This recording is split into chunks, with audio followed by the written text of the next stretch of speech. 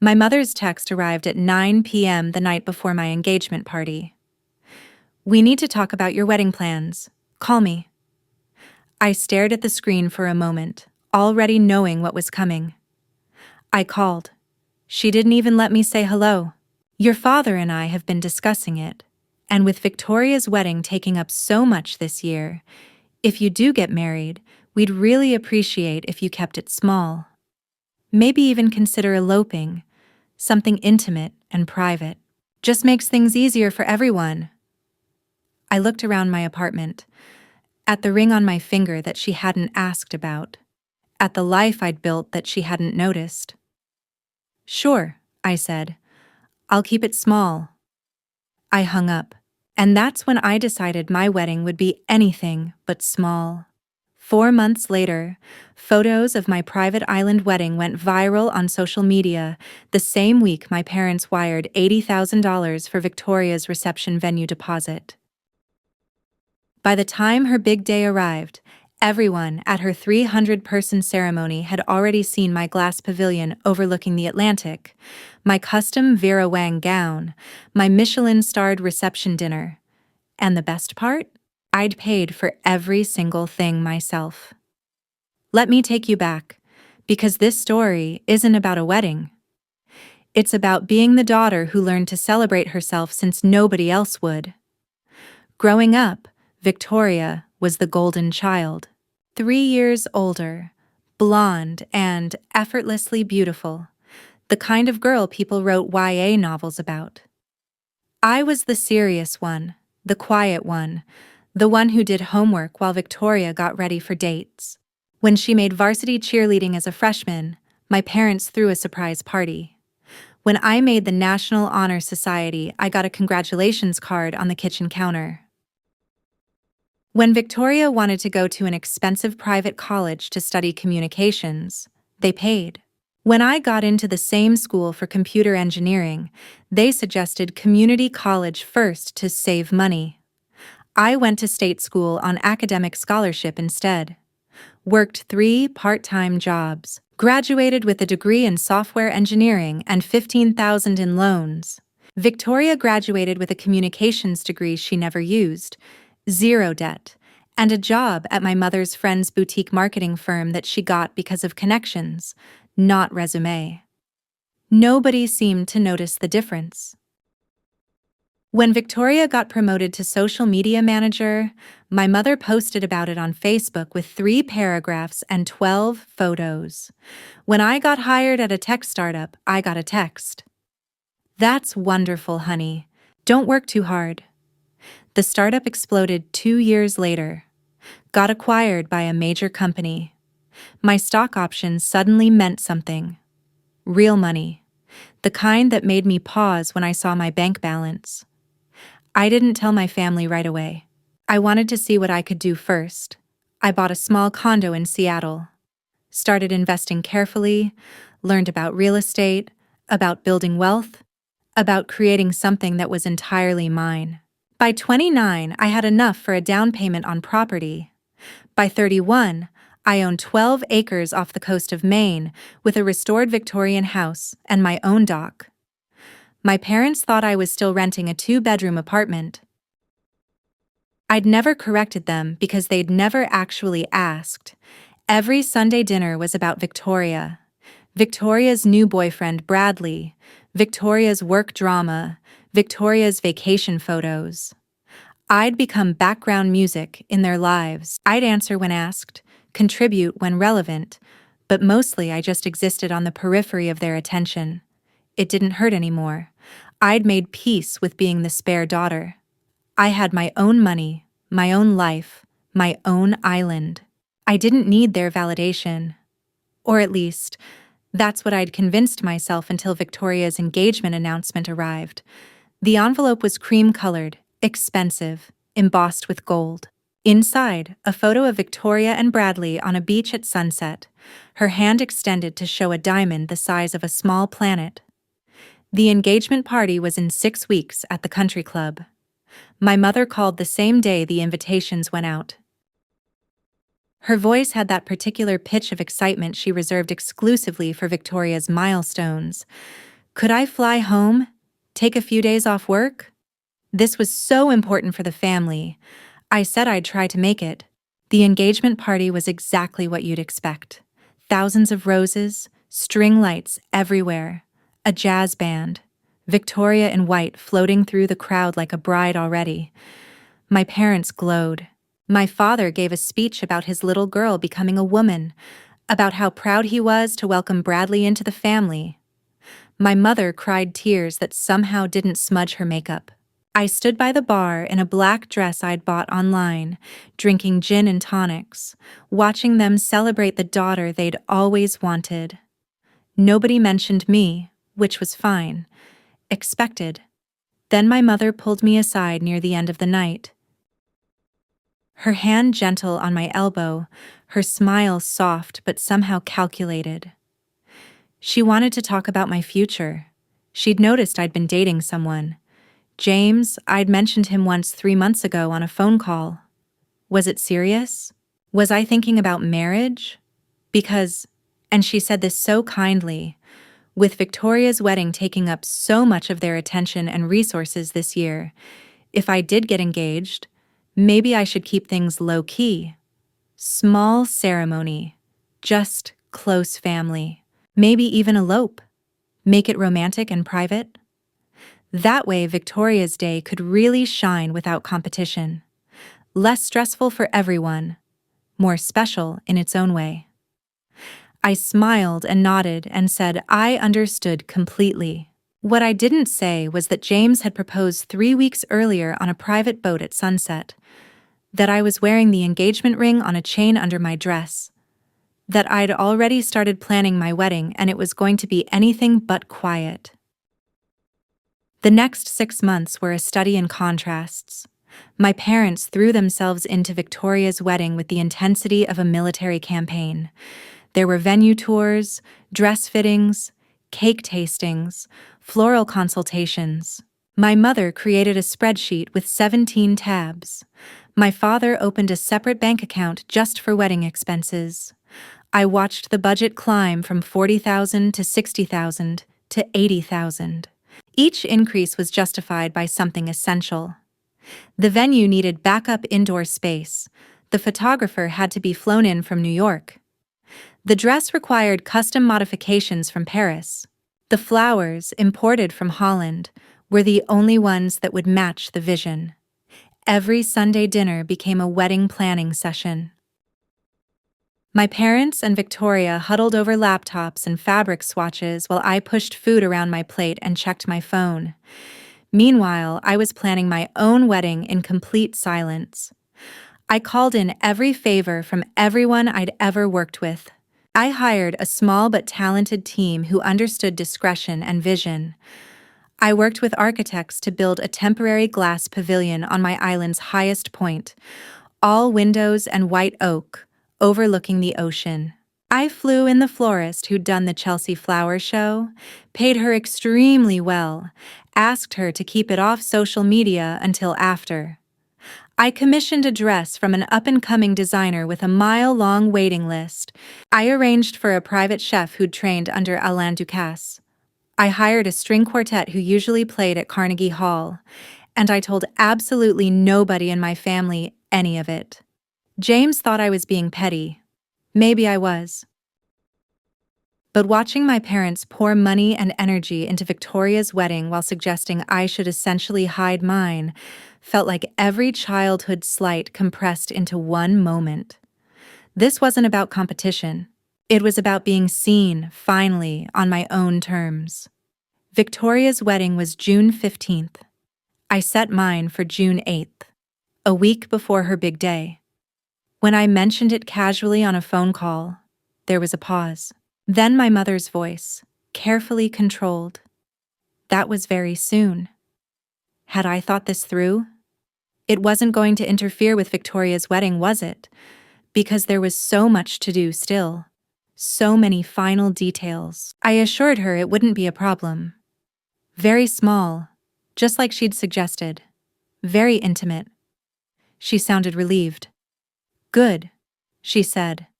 That was mature. They'd try to make it, but with everything happening, I'd understand if they couldn't stay long. I sent formal invitations 2 weeks before my wedding. Simple cardstock, elegant font, nothing flashy. The location was listed as Private Residence, Coastal Maine. No other details. They called confused. Where exactly was this? How were guests supposed to get there? I sent coordinates for a marina and told them a boat would be waiting. My mother asked how many people I was inviting. About 60, I said. She said that seemed like a lot for a small, intimate wedding. I said it was small compared to her 300. She didn't have a response. June 8th arrived with perfect weather. Crystal clear morning, gentle waves, sunlight streaming through my bedroom windows. I woke up in my island house, James already making coffee downstairs. Probably nervous. I'd kept the wedding party small. Just my best friend Sarah as maid of honor and James's brother as best man. But every guest coming was someone who'd actually shown up for me in life, someone who'd seen me as more than Victoria's shadow. My parents were scheduled to arrive at noon. I'd arranged a yacht service to ferry everyone from the marina to the island. I specifically told the captain not to mention who owned the property. Let it be a surprise. I watched from the house as the boats started arriving. First yacht brought Sarah and college friends. Everyone wide-eyed taking in the island, the house, the pavilion visible in the distance. Second boat brought James's family and mutual friends. Third boat brought my parents, Victoria, Bradley, and assorted relatives. I stayed out of sight, letting the staff I'd hired guide everyone up the path from the dock to the ceremony site.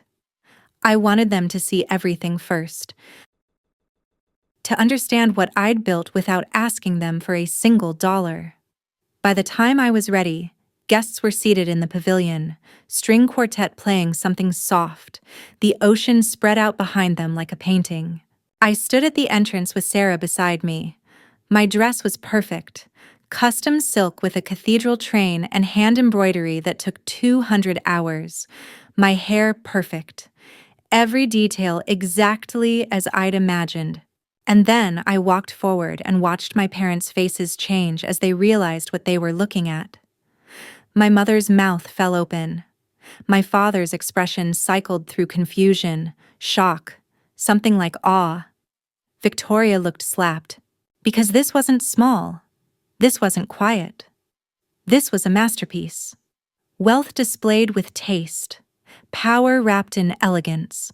Everything their $80,000 production was trying to be, elevated beyond their imagination, and it was mine. I'd built it. I'd paid for it. I owned the ground they were standing on. The ceremony was brief and beautiful. James and I had written our own vows. Nothing elaborate, just honest words about partnership and respect. When we kissed and turned to walk back down the aisle, the quartet shifted to something joyful, and guests erupted in applause. I caught my mother's eye as I passed her row.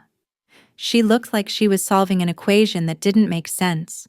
The reception was on the lawn behind the house. Long tables with white linens and wildflowers. The chef's team moved through courses that would have impressed any Michelin restaurant. Wine from my vineyard investment in Napa. Champagne from France. Cocktails mixed by a bartender from a Manhattan speakeasy. People kept asking whose property this was, how we'd found it, whether it was available for rent. I smiled and said it was a family property. Technically true since James and I were family now. My father found me during cocktail hour. His expression somewhere between impressed and confused. He asked carefully how I'd managed all this, how I'd afforded it, whether James's family had money. I took a sip of champagne. I bought this island 3 years ago, I said.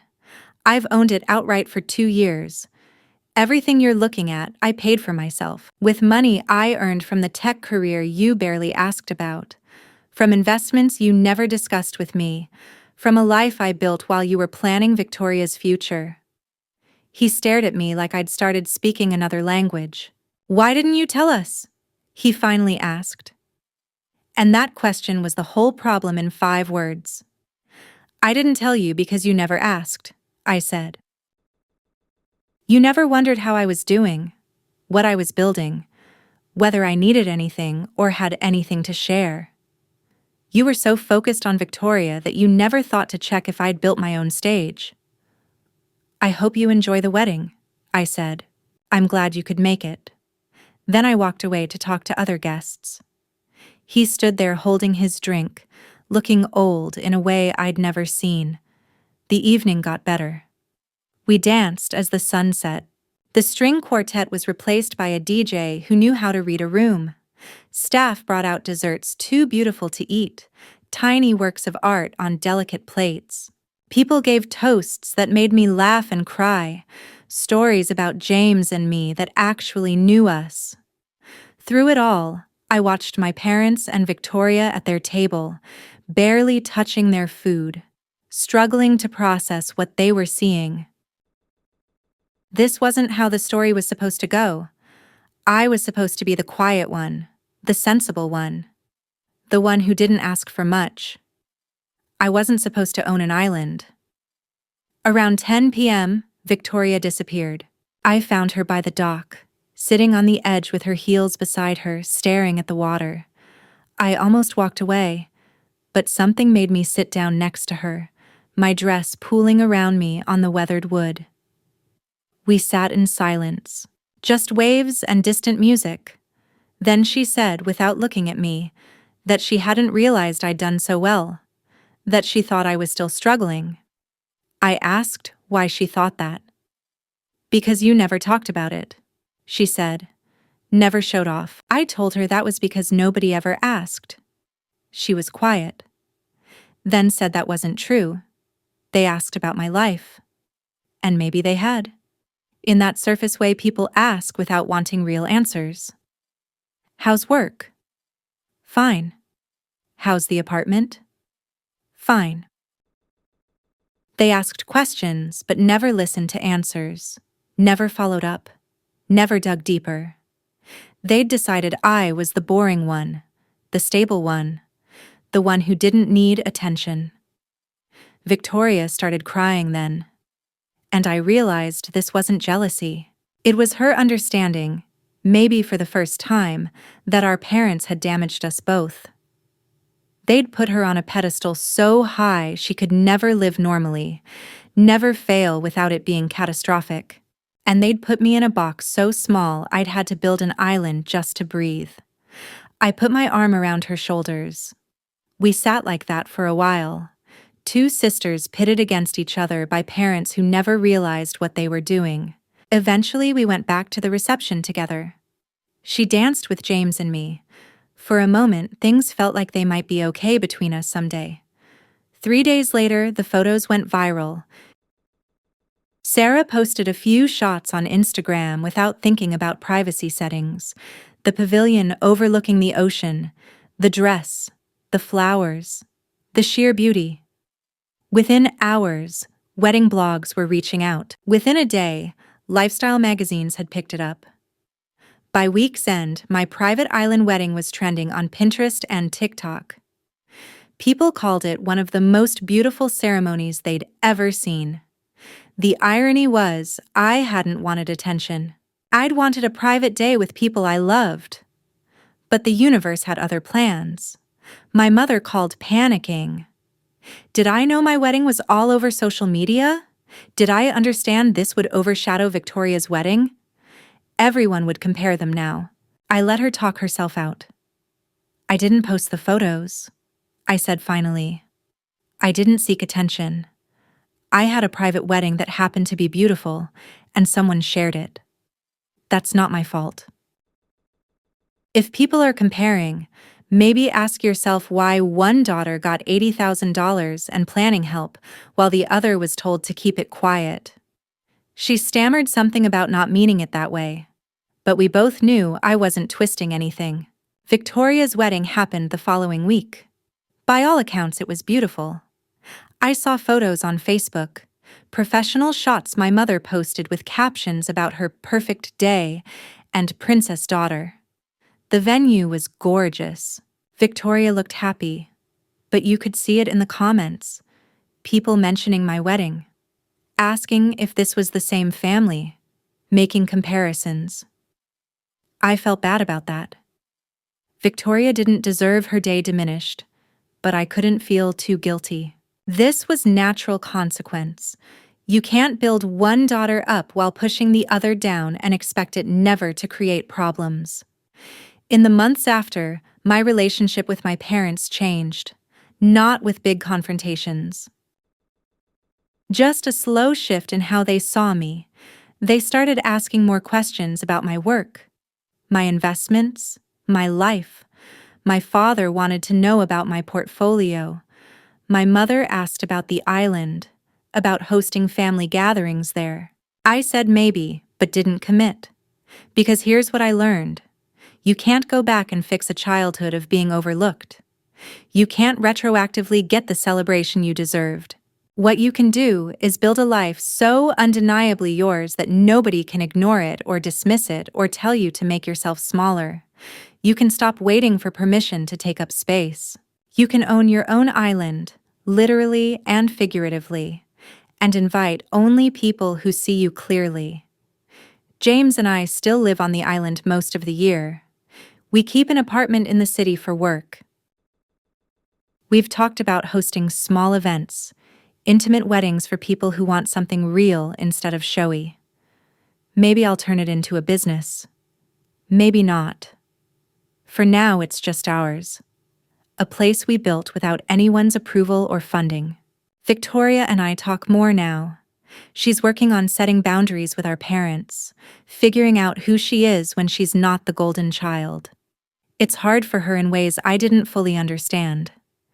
Being the favorite comes with its own cage. We're both trying to break free. My parents are slowly realizing what they almost lost. They're trying, awkwardly, to bridge the gap.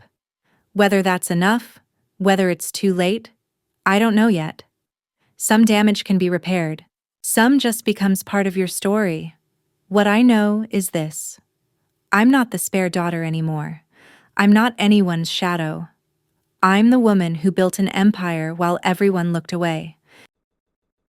Who threw a wedding that broke the internet while being told to keep quiet?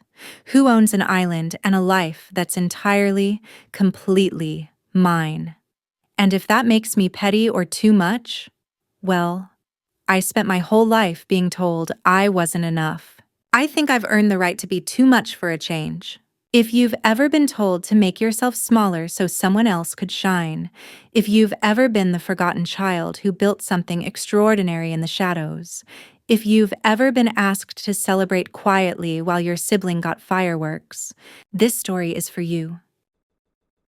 You don't owe anyone permission to succeed. You don't have to dim your light for someone else's comfort. Sometimes the most powerful thing you can do is stop asking for validation and start building your own stage. Tell me in the comments, have you ever been told to keep it small for someone else's benefit? What did you do? I read every story. And if you want more stories about people who built extraordinary lives after being pushed aside, subscribe. Justice doesn't always shout. Sometimes it just builds an island.